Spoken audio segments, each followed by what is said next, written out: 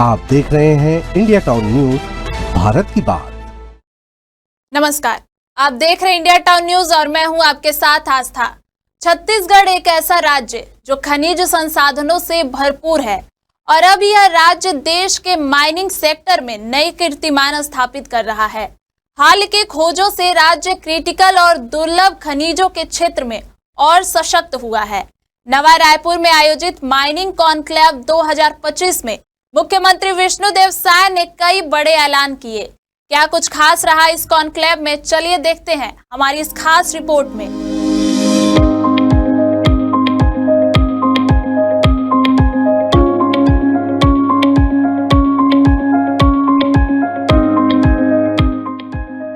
आपको बता दें कि खनिजों से समृद्ध छत्तीसगढ़ अब देश की खनिज राजधानी बनने की ओर अग्रसर है। नवा रायपुर में आयोजित माइनिंग कॉन्क्लेव 2025 में मुख्यमंत्री विष्णुदेव साय ने राज्य की माइनिंग पॉलिसी और उपलब्धियों को देश के सामने प्रस्तुत किया।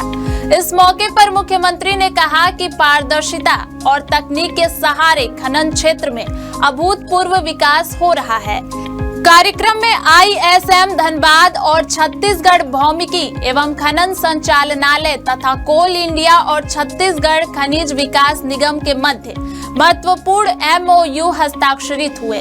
इसके साथ ही 5 नए माइनिंग ब्लॉकों की NIT जारी की गई और 9 खदानों के लिए प्रीफर्ड बीडर आदेश भी जारी किए गए। मुख्यमंत्री साय ने घोषणा की कि रेत नीति 2025 के तहत आने वाले समय में 200 से अधिक रेत खदानों की ई-नीलामी की जाएगी ताकि अवैध खनन पर अंकुश लगाया जा सके और राज्य को उचित राजस्व लाभ मिल सके।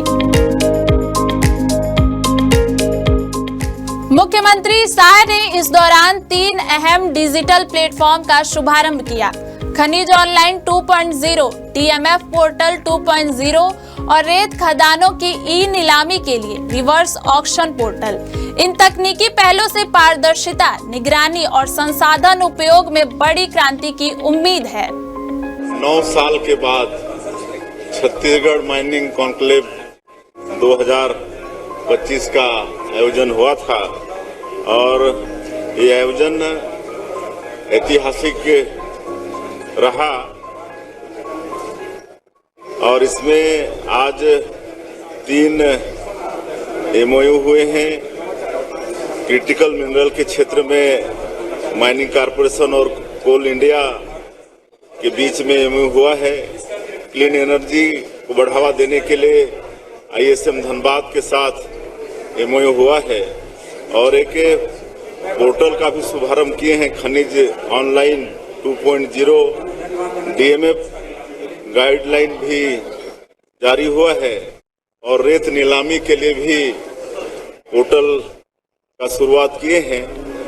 मुख्यमंत्री साय ने बताया कि वित्तीय वर्ष 2024-25 में राज्य के खनिज क्षेत्र में 14,195 करोड़ रुपए का रिकॉर्ड राजस्व प्राप्त हुआ है।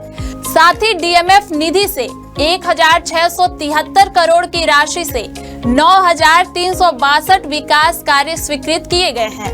उन्होंने यह भी कहा कि छत्तीसगढ़ देश का पहला राज्य है जिसने लिथियम ब्लॉक की सफलतापूर्वक नीलामी की है। अब तक कुल 60 खनिज ब्लॉकों की नीलामी हो चुकी है और आज 5 नए ब्लॉक की निविदाएं जारी की गई हैं। यह राज्य की माइनिंग सेक्टर में पारदर्शी और तकनीक आधारित विकास नीति को दर्शाता है।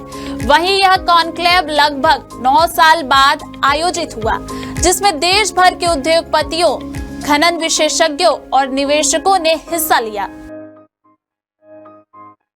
तो ये था छत्तीसगढ़ माइनिंग कॉन्क्लेव 2025, जहां तकनीकी पारदर्शिता और खनिज संसाधनों के संतुलन उपयोग को राज्य सरकार ने एक नई दिशा दी है। अब देखना होगा कि इन पहलों का असर राज्य की आर्थिक और सामाजिक स्थिति पर कैसे पड़ता है। फिलहाल के लिए इतना ही। देखते रहिए इंडिया टाउन न्यूज, भारत की बात। नमस्कार। आप देख रहे हैं इंडिया टाउन न्यूज, भारत की बात।